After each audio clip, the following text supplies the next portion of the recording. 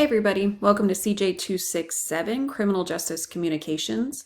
This class used to be I can't even say it, social research writing, and we changed it. It was a very writing intensive course, which is still really important, but we listened to our professional advisory board, and that is made up of people in the field, professionals in the field who give us advice on what they want our graduates to know if they're going to be hiring them.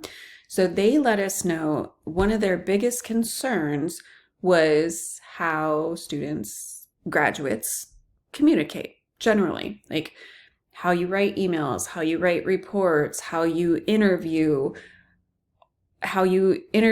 suspects, how you interview for a job, how you testify in court, all these things. So it's beyond the writing. It's beyond just writing, I should say.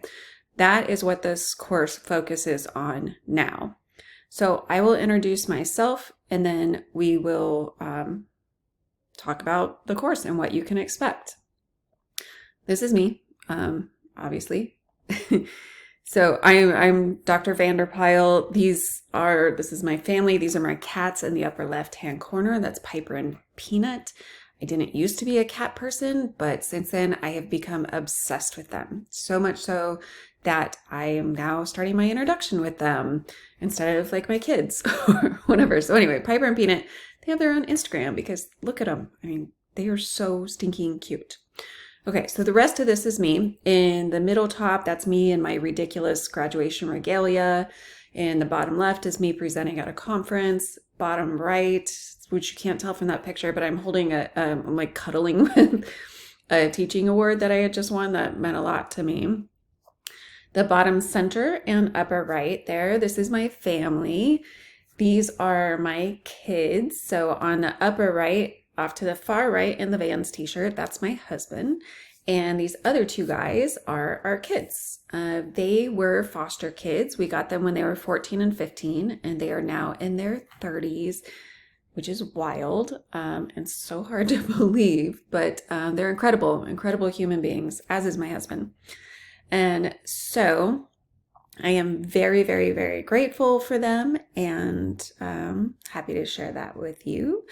This class is based on writing. Like I said, it used to be based 100% on writing, and I taught it a gazillion times because writing is one of the main things that I do.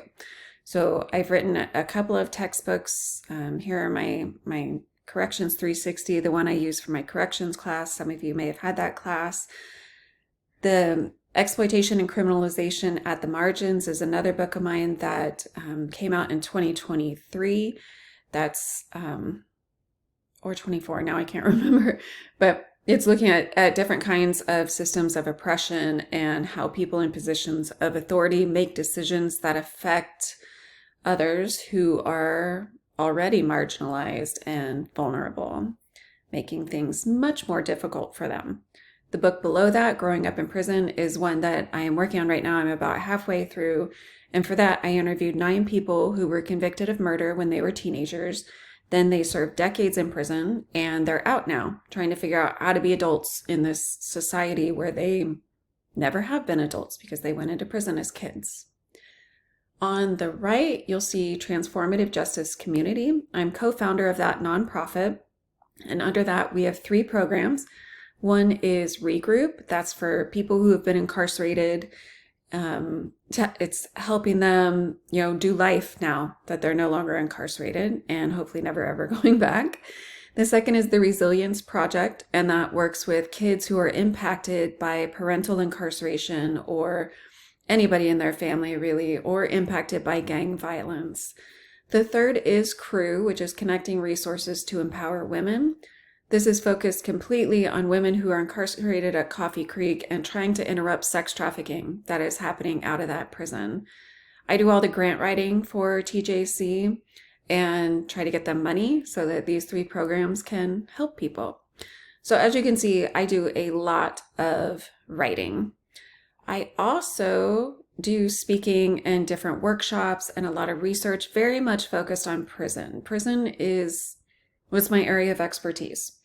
So most of my examples come from stuff I've done related to prison. I have testified in court a couple times. I've presented to the state legislature trying to work on some reform issues. I work closely with the governor's office, with prison administration, with staff in the prisons, and with folks who are incarcerated. So even though I write a lot, I also have to be able to communicate in other ways. However, I have never been a police officer. I've never been in law enforcement of any kind. And the kind of communications required in that type of employment, that's not necessarily my area of expertise. So for that reason, I have completely stolen the content for this course from instructor Jenna Rojas. She is absolutely incredible. She has a background in law enforcement as a U.S. Marshal, and she has put together some materials for this course that are just top notch. So it doesn't make sense for me to do anything different. We're just going to learn from her. So you will see in the modules, Rojas created content, and you'll see some videos with her. She's awesome.